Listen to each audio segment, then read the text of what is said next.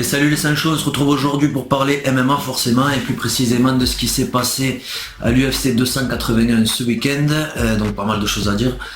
Et on va enchaîner avec nos pronos pour l'UFC Vegas 65, donc avec main event Derrick Lewis contre Sergey Spivak. Donc comment ça va Arthur, comment t'as vécu cette UFC 281?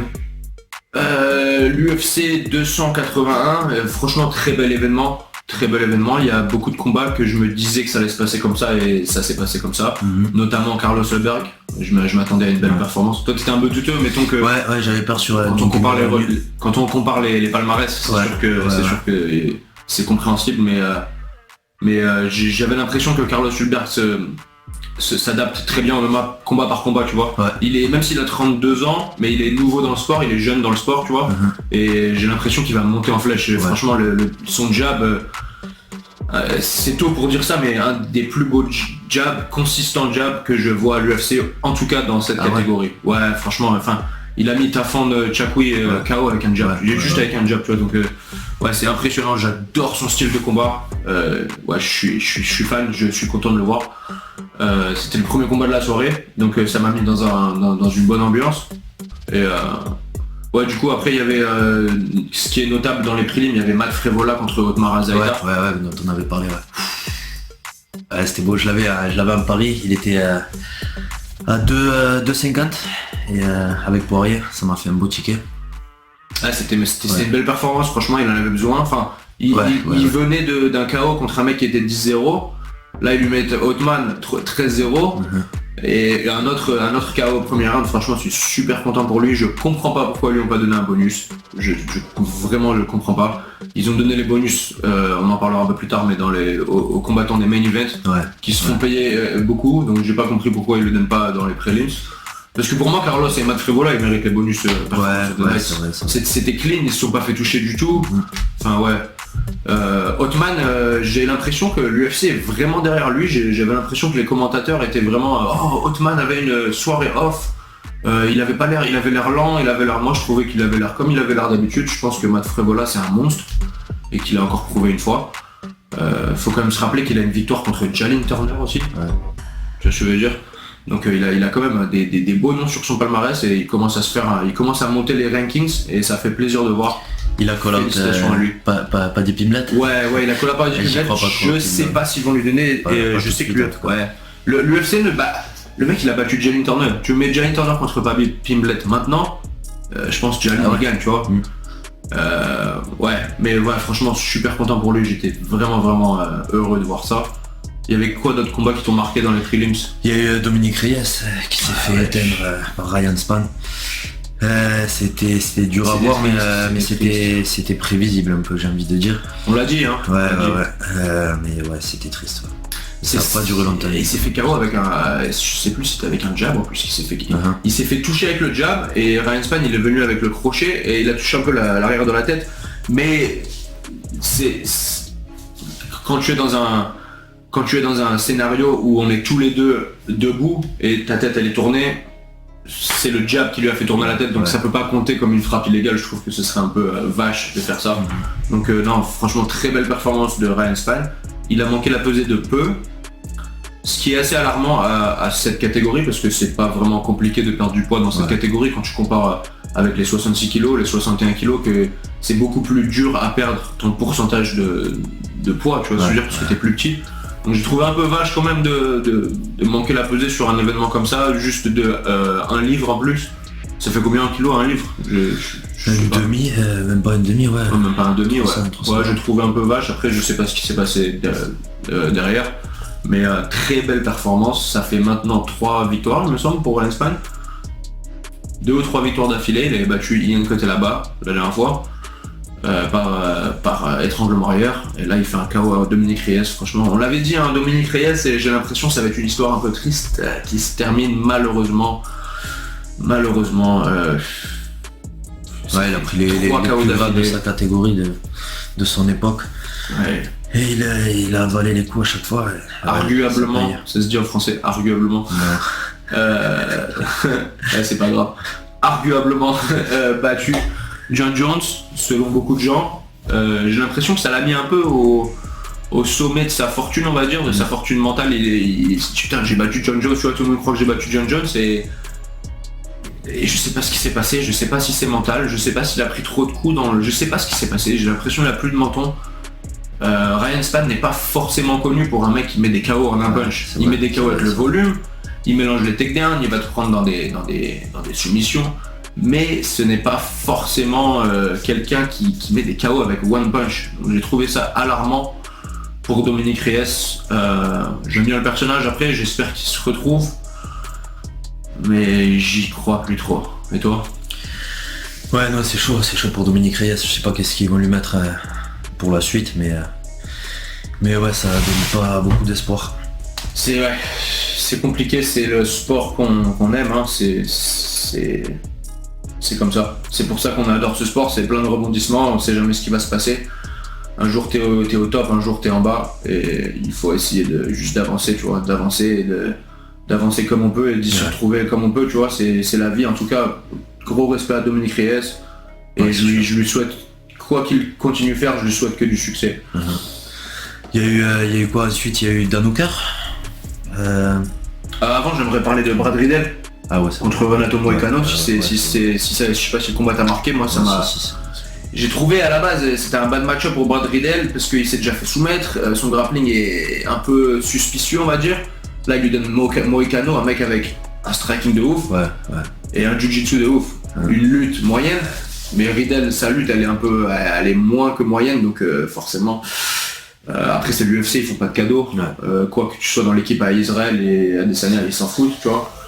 Je sais pas ce qu'ils vont faire avec lui, ça fait 3 finishes, il s'est fait finir 3 fois d'affilée, mais Moicano en tout cas, magnifique performance, super performance, très beau striking, belle entrée de lutte, franchement il a pris le dos comme un gamin, il lui a fait easy en 2 minutes, tu vois. Brad Riddell, je sais pas il faut qu'il y ait du changement là, parce que j'ai l'impression ça bégaye trop dans le grappling. Il n'y a pas de défense d'étranglement, il défend pas, il touche pas les mains quand il met l'étranglement autour de son cou. Il n'essaie pas de clairer ses hanches pour repartir du triangle. J'ai l'impression qu'il bégaye trop, je sais pas pourquoi, je sais pas ce qui se passe. Je sais que leur coach de lutte, je me suis déjà entraîné avec eux, Frank Hickman, c'est un monstre. J'ai déjà lutté avec lui, je me considère comme un lutteur MMA assez solide. Je dis pas que je suis extraordinaire, mais je me considère assez solide. Et il m'a lutté, le coach à Brad Riddell, à Israël, c'est leur même coach, Frank Hickman, c'est 2 jumeaux il me semble. Il me tuait le mec, à l'entraînement il me tuait, je pouvais rien faire, je pouvais pas l'étrangler, je pouvais rien faire du tout, je pouvais pas, comme un gamin. Et c'est son coach, donc je me dis putain, je comprends pas pourquoi il s'améliore pas dans ça, je sais pas s'il fait quelque chose, je sais pas, en tout cas c'est frustrant à voir. Il y avait, je vais continuer avec... le retour de Dan Hooker, qui a fait plaisir, Très plaisir, il a surclassé Claudio Puelles. C'était beau à voir. C'était quoi, le 2e round? Il a fini? C'était au 2e round, il a fini.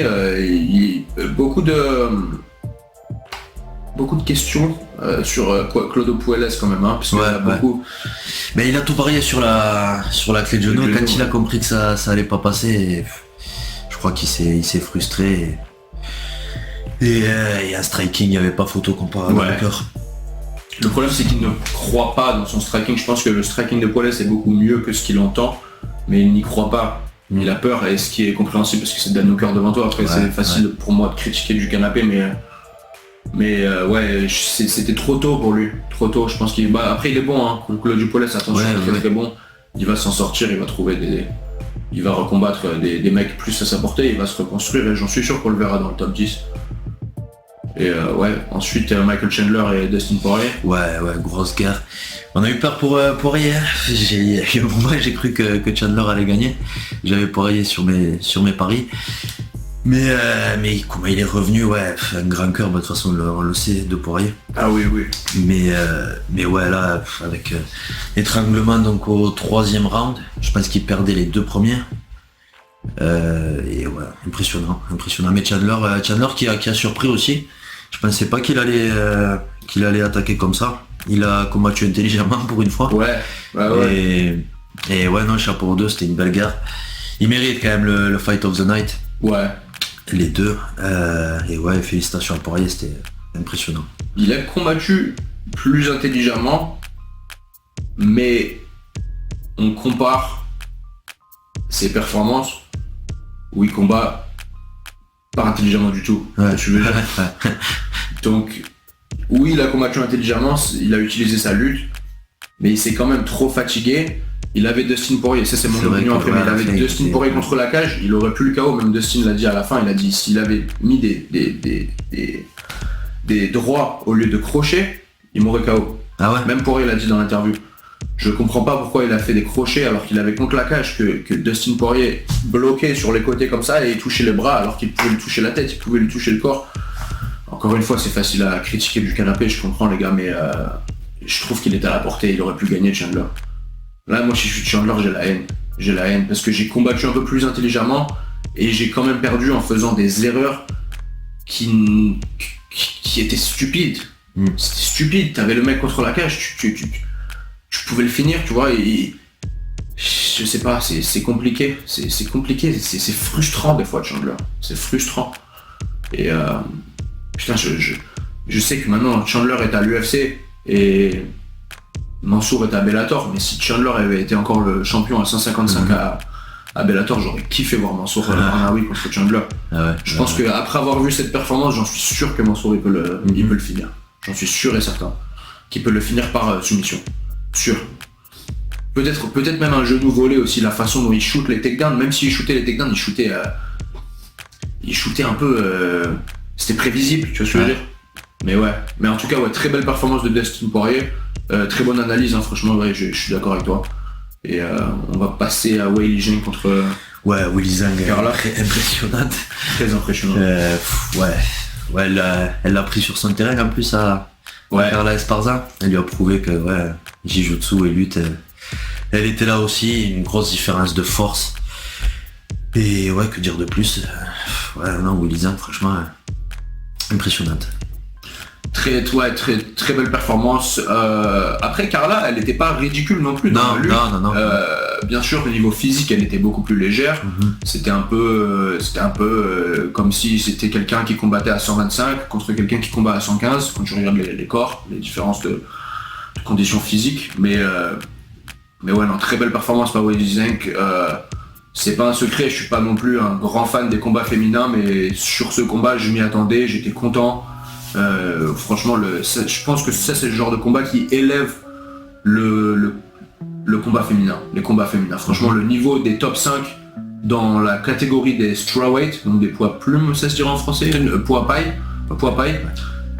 donc 115 livres, pour moi c'est la meilleure catégorie des femmes. C'est la meilleure catégorie. La catégorie des poids paille, c'est magnifique, tout le top 10 est lourd. Même on a vu le main event de la semaine dernière avec un Marina Rodriguez contre Amanda Lemos, même si c'était pas un main event sur le papier de ouf, c'était un beau combat quand même. Tu vois, c'était beaucoup de skills, franchement ça fait plaisir à voir. Et ouais non, c'était un très beau combat, très beau combat. Et puis donc ensuite la défaite de Izzy, donc là pas mal de choses à dire. Moi forcément j'étais dégoûté, je le voyais gagner, en plus il a quand même livré une des plus belles performances de sa vie avec des takedowns et tout, de la lutte, du jiu-jitsu. Et puis un arrêt un peu bizarre, alors il y en a qui disent que non, que c'était un KO clair. Je sais pas ce que t'en penses, moi c'est vrai que je le voyais, on voyait ses yeux et tout qui se retournaient machin. Ça faisait peur, et de là arrêter le combat pour une ceinture, en sachant que c'est Israël Adesanya, que le mec il a livré des guerres et tout. D'arrêter comme ça, j'ai trouvé ça un peu chaud, je sais pas qu'est-ce que... Alors j'entends beaucoup d'avis mitigés sur ce combat, sur l'arrêt. Beaucoup pensent que c'était trop tôt, beaucoup pensent que c'était bien. Moi je suis du côté de ceux qui pensent que c'est trop tôt. J'avais l'impression que quand tu regardes à pleine vitesse en live, quand tu regardes le combat, t'as l'impression qu'il touche beaucoup. Mais regardez les gars, regardez le replay. Et c'est ce que je t'avais dit après le combat, je t'avais texté, je dis regarde le replay en slow motion. Il n'y a pas grand chose qui touche les gars. Ce qui a fait le gros impact où ses yeux ils ont tourné, c'était le crochet gauche. et on le sait, qui touche Izzy bien. Izzy qui reste sur la cage, qui se protège. Il y en a 2 ou 3 qui touchent, mais il y en a beaucoup qui touchent pas. J'ai pas envie de dire lequel a touché, lequel a pas touché, parce qu'il faut que je revoie le replay là devant. Mais il y a eu 3 ou 4 qui ont touché après le crochet, c'est tout. Izzy bouge sa tête. Pour moi, il était dans le combat, tu vois. Pour moi, il était dans le combat. C'est quand même un mec qui a 6 défenses de titre. Ouais, c'est ça. Il a fusillé tout le monde dans la catégorie. Sa seule défaite en MMA, c'est en 205 contre Jan Blachowicz, par une décision très très très serrée. C'est quand même un peu un manque de respect pour moi d'arrêter un combat avec un des meilleurs combattants de tous les temps quand il est toujours debout. Tu vois ce que je veux dire? Ouais. Laisse-le au moins mettre un genou par terre. Là on sait pas, tu vois, là on se retrouve avec une question. Et ça me dérange pas que, même si Israël Adesanya c'est un de mes combattants préférés au jour d'aujourd'hui, ça me dérange pas de le voir se faire KO s'il perd bien. Mais là il y a des questions, tu vois. Là on se dit, est-ce qu'il a perdu, est-ce qu'il a gagné, est-ce que, tu vois, si c'était un autre arbitre, peut-être qu'il n'arrête pas. Izzy il repart au milieu de la cage, il crée de l'espace, il perd le round. Mais là aujourd'hui il se réveille toujours champion, tu vois. Ouais.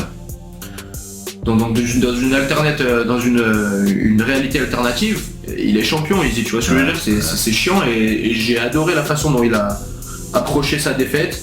Il a dit, moi, j'étais toujours dans le combat, je vais pas dire que c'était trop tôt ou trop tard, c'est pas mon travail. Moi je vous dis que j'étais toujours dans le combat. Mon corner m'a dit que c'était un bel arrêt, donc ses coachs ont dit que c'était un bel arrêt.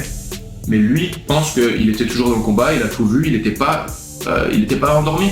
KO, c'est quand tu te fais endormir, ou quand vraiment tu peux plus te défendre. Là on se retrouve dans une situation là même avec Sean Brady et Bilal Mohamed où on se demande, putain, peut-être que s'il survit, il revient en 3e round. Là c'était le dernier round, bon après je sais qu'il restait au moins 2 minutes et demie, Pereira il était chaud, probablement qu'il se serait fait KO, probablement, mais je veux pas du probablement, je veux du sûr. Tu vois ce que je veux dire? C'est la ceinture de l'UFC les gars, tu vois ce que je veux dire, on n'est pas là... Ouais, et là maintenant la narrative c'est Alex Pereira a KO Israël Adesanya encore. C'est une narrative dans laquelle je suis pas du tout d'accord. C'est clair. On peut pas dire ça, tu vois, on peut pas dire. Ouais, je pense pareil. Du coup, une revanche. Ils vont nous vendre la revanche pour bientôt, j'espère. Et puis on verra. Mais ouais, ils sont obligés là de. Il n'y a pas de question, ils sont obligés de donner la revanche, le rematch à Israël. Ouais, ils sont obligés. Après les gens ils disent non mais il a perdu 3 combats. C'est les 2 combats qui ont perdu en kickboxing. Un il avait gagné, la décision, bref, sur le papier il a pas gagné, mais la décision elle était claire pour moi. Deuxième il s'est fait KO, ça arrive, pas de problème. Ça c'est une décision, ça c'est une situation dans laquelle on se retrouve qui est vraiment énervante. Ça m'énerve, hein. Là on est mardi, ça m'énerve toujours. Lundi, pardon, ça continue à m'énerver, donc ouais non, c'est... Ouais, qu'est-ce qu'on peut dire? C'est comme ça. Ouais, je crois que c'est tout. Et puis c'est le MMA aussi, c'est ce qu'on aime bien dans ce sport, les retournements de situation. Mais bon, ça fout un peu la haine, mais bon. Pour moi, carte de l'année, si c'était pas pour ce... Ouais, pour les combats, c'est vrai que... Ouais. Pour cet arrêt... Les gars, j'en pleure, les gars. J'en pleure. Je comprends pas. Par contre, brièvement, on peut parler de Robert Whittaker. Pour moi, il va complètement tuer Alex Pereira. Ah ouais? Ah ouais. Robert Whittaker avec les prises de lutte et tout. Pereira il bégayait au sol. Hein. Adesanya il avait pris le dos et tout. Et Adesanya il n'est pas très perspicace on va dire au sol. Il reste quand même dangereux, il sait ce qu'il fait, il sait comment se relever, il est très fort défensivement. Mais offensivement, il n'a pas du tout besoin d'habitude de l'utiliser. Donc là quand tu te retrouves dans une situation où tu es obligé de l'utiliser, quand c'est dans un 5 rounds, contre quelqu'un qui t'a déjà KO, t'es fatigué, c'était au 4e round qu'il y avait beaucoup de grappling, 3e, 4e round. Il n'était pas au top de sa forme dans la situation. Il a quand même réussi à tenir Pereira au sol, il a commencé à lui prendre le dos, il a mis du beau ground and pound. C'était quand même... il bégayait pas trop au sol contre Pereira, alors que Israël niveau offensive grappling, c'est pas ça, tu vois. Et je pense qu'un mec comme même Vettori, hein, Marvin Vettori peut donner du gros problème à Alex Pereira. Ouais. Je pense pas qu'il se fasse KO. Hein. Marvin Vettori ne s'est jamais fait KO d'ailleurs. Ouais. Donc ouais, il a pris tous les shots d'Adesanya nos problèmes, tout le combat, 2 fois. Pour moi, Whittaker il le fume. Pour moi, Whittaker fume Pereira. Et Vettori a une chance. Nassourdine Imavov, qu'est-ce que t'en penses? Nassourdine Imavov a une chance également. Nassourdine Imavov a une chance. Nassourdine par contre, s'il va sur le... Je sais que parfois il ne veut pas utiliser son grappling. Il a une lutte de ouf, il a un très bon grappling, mais des fois il kiffe la bagarre, tu vois. Mais je pense qu'avec avec l'équipe qu'il a à MMA Factory, ils ont une très belle équipe et des très beaux stratèges, des très bons stratèges. Donc je suis sûr qu'ils vont lui faire un bon game plan s'il arrive à se mettre dans la situation où il doit combattre Pereira. Mais désolé, on parle beaucoup, mais c'était un bel événement et on pensait qu'il fallait vraiment bien récaper ça, tu vois. Ouais, donc on peut enchaîner avec l'UFC Vegas 65. Tu veux qu'on parle vite fait de Saladin avant? Ah oui, c'est vrai qu'il y a eu Saladin Parnasse donc, qui a gagné par étranglement arrière au 4e round contre un bel opponent. Donc il prend la ceinture des 70 kg au KSW en Pologne, qui pour moi est la meilleure. Champion donc. Double champion, 66 kg et 70 kg. Je sais qu'il prend un pactole de ouf. Donc je vois pas pourquoi est-ce qu'il ira à l'UFC sur un premier contrat de 12 000 s'il prend, je vais pas dire des millions, mais je sais qu'il prend beaucoup. Je vais pas divulguer parce que je suis pas sûr, c'est ce que j'entends. Donc je suis pas sûr de ce qu'il prend, mais on m'a dit qu'il prenait beaucoup. Et non, franchement magnifique. Je crois qu'il est 17-1 maintenant, ou 18-1, quelque chose comme ça, 24 ou 25 ans. Magnifique. Très très belle performance, dominant. Très intelligent dans la cage, franchement je suis très fan de Saladin Parnasse. Pour moi le meilleur 66 kg français, tu peux pas dire que c'est le meilleur 70 parce que Mansour est bien meilleur. Et non franchement très très très très beau combat de Saladin Parnasse, bravo à lui et je suis vraiment excité de le voir. Pour moi c'est le prospect français le plus excitant à suivre. Et j'ai l'impression qu'il n'a pas beaucoup de light sur lui, j'ai l'impression qu'il n'a pas trop de buzz, je sais pas pourquoi. Peut-être parce qu'il combat en Pologne. Mais bien joué à lui en tout cas. Félicitations. Et donc on peut enchaîner avec l'UFC Vegas 65. Donc on va parler des 3 combats principaux de la carte. On va commencer avec Chase Sherman contre Waldo Cortés Acosta.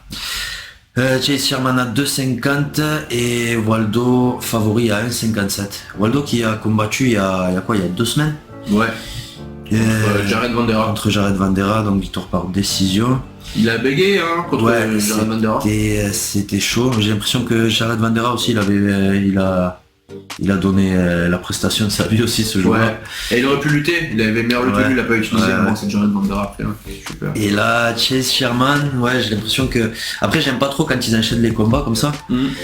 Waldo, faut savoir qu'il est 8-0, mais j'ai l'impression qu'ils lui mettent Chase Sherman un petit peu en cadeau.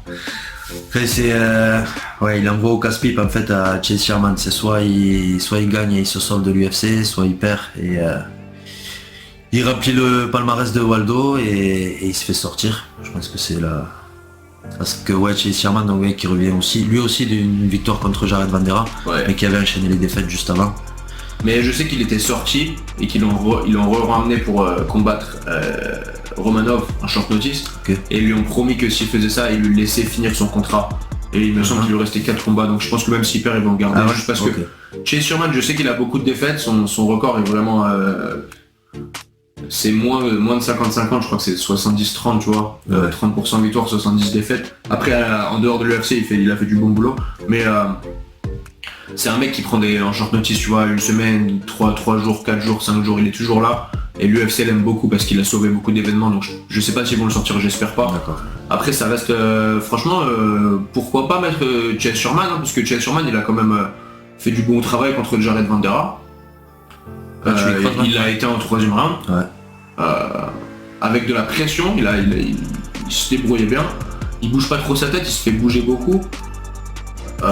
Sa lutte est pas terrible, mais Waldo Cortés, ça n'a pas l'air non plus d'être un grappleur lui-même, donc si moi je parlais ce combat, je mettrais sur Sherman, je mettrais un underdog de Sherman. Pourquoi pas, il revient d'une victoire en plus, tu vois. Il revient d'une victoire. D'habitude il perd plutôt quand il se fait lutter, et les mecs ils mixent la lutte et les frappes au sol contre lui et les soumissions, mais là c'est un striker, tu vois, donc c'est au poids lourd, pourquoi pas. Toi Moi je reste sur Waldo, hein. Je pense que ce que j'ai dit. Je pense que c'est fait pour remplir son palmarès. Ouais. Un 57, je le combinerai bien avec le combat suivant. Donc Young QT là-bas contre Kennedy Nzejusku. Young QT là-bas à 2,40 et Kennedy à 1,58. Et là moi j'ai Kennedy, donc je le combinerai bien avec Waldo, ça fait une cote à 2,40. Qui revient d'une victoire donc contre Carl Robertson. Une défaite contre Nicolas Negumereanu, mais une décision un peu très discutable. Très discutable pour moi également, ouais. Je l'avais gagnant. Donc Yon QT là-bas qui a combattu aussi il n'y a pas très longtemps. Perdu contre Johnny Walker, c'est ça ? Ouais, c'est ça. Qui revient aussi qui a enchaîné les défaites là. 2 défaites d'affilée, Ryan Spann et Johnny Walker. Après c'est pas des paysans. Je crois en Kennedy, mais je suis pas sûr à 100%. C'est chaud quoi, c'est chaud parce que c'est les 205 et ça frappe fort. Écoutez là-bas, là il est obligé de gagner s'il se fait sortir, je pense, il est obligé. Comme une event, très important pour lui de gagner. Moi je suis pas fan de lui du tout, je l'ai rencontré à plusieurs reprises. J'ai pas envie de me faire tuer parce qu'il est 1000 fois plus lourd que moi et il pourrait m'éteindre en 10 secondes, mais je suis pas fan de lui. Donc je suis sûr pour Kennedy. En plus il est nigérien, j'adore les combattants nigériens, beaucoup de cœur, très intelligent généralement. Kennedy est très intelligent dans la cage. Parfois il a un peu le même problème que Nassourdine, où il s'amuse un peu trop et il reste dans des situations où ça va à la décision alors qu'il aurait pu sortir le gars. Mais il m'a prouvé qu'il peut ne pas faire ça quand il a combattu Carl Robertson. Il a vraiment tué Carl Robertson, il a sorti de l'UFC. Moi je prends Kennedy. Ouais. Je pense qu'Historien côté là-bas. Et je le prends par TKO. Ouais. TKO deuxième round. Je suis d'accord avec ça. Je suis d'accord. Et puis donc ensuite Derrick Lewis contre Sergey Spivak. Derrick Lewis qui est underdog à 2,62 et Sergey Spivak à 1,53. Je pense que Sergey Spivak devrait gagner, mais j'ai quand même envie de mettre un petit billet sur l'upset de Derrick Lewis, le KO. Il a le profil Sergey Spivak pour manger, je pense, le KO de Derrick. Il a le profil, ça m'inquiète un peu. Après on a vu Sergey Spivak se faire éteindre. Ouais, c'est ça, c'est qui est déjà tombé. Est-ce qu'il rentre trop vite dans la lutte avec Derrick Lewis, il se fait éteindre sur un genou à la volée ou sur un gros coude?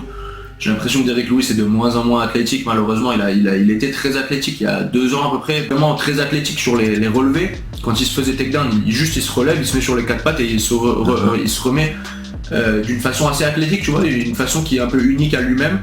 On l'a pas vu faire ça ces derniers combats. Après son dernier combat pour moi c'était vraiment early stoppage. C'était vraiment arrêté trop tôt, il était juste tombé une fois. Mais c'est la façon dans laquelle il est tombé, du coup l'arbitre l'a arrêté. Je comprends de son point de vue comment il s'est fait arrêter. Mais ça reste quand même sur le papier 2 KO d'affilée, tu vois, tu dois te demander où est-ce qu'elle est sa confiance quoi. Où est-ce qu'est la confiance de Derrick Lewis. Donc je sais qu'il avait battu Chris Daukaus par KO, après il a pris un KO de Taitu Vas. Ouais, il a pris un KO de Sergey Pavlovich. Donc c'était 2 KO d'affilée. C'est chaud. J'ai envie de prendre Lewis par KO, genou à la volée. J'ai envie, mais je sais pas. Je vais pas parier ce combat les gars. Si je parie, je mettrais un petit quelque chose sur Lewis par KO. Ouais. Mais c'est le genre de combat où il faut juste s'amuser un petit peu, le mettre, mais pas se chauffer. Et si tu dois parier, quitte à parier, je pense qu'il faut parier Derrick Lewis. Mais le problème c'est que le prop bet, il sera sûrement pas de ouf sur le KO, parce que c'est la seule façon qu'il peut gagner généralement. Donc je sais pas, à voir. Franchement ça va être un très beau combat. Je combats le jour d'après, donc je vais pas forcément être à bloc sur la carte, mais je vais suivre les résultats. Et une belle carte quand même. Et on a eu des fight night un peu laborieuses, mais ça c'est une belle fight night. Comme par hasard c'est le jour avant lequel je dois combattre, mais bon bref, ça c'est la vie. Et belle carte, franchement belle fight night. Il y a des beaux événements qui arrivent là avant la fin de l'année. Et ce vendredi, on a aussi également Bellator. On va pas faire un récap dessus parce qu'on n'a pas vraiment suivi, mais il y a la carte. Mais il y a un très bel événement qui est pour la ceinture des 155 avec Patrick Pitbull contre Ousmane Nurmagomedov. Donc un nouveau champion, ou alors Patrick qui reste champion, on verra. On va sûrement parler des résultats parce que ça va impliquer beaucoup de Français qui sont dans la catégorie des 70 kg à Bellator. Donc il y en a pas mal, il y en a 3 ou 4 là qui vont sûrement être dans le tournoi aussi. Donc on en parlera une fois que ce sera fait, comme ça on pourra faire un peu, on verra un peu, on va s'amuser qui sera dans le tournoi quand on verra comment ça va se passer. Mais voilà, je pense qu'on a fait le tour, hein, si tu as des choses à rajouter. Ouais, non, je crois que ce sera tout. Merci de nous avoir regardés. Merci aux abonnés, merci, abonnez-vous si c'est pas encore fait. Likez si vous avez apprécié la vidéo et à la prochaine. Et ouais les gars, likez, subscribez, mettez des commentaires, ne faites pas les rats morts les gars s'il vous plaît. Ah, on en a besoin. Ouais. Allez, merci les gars. Ciao.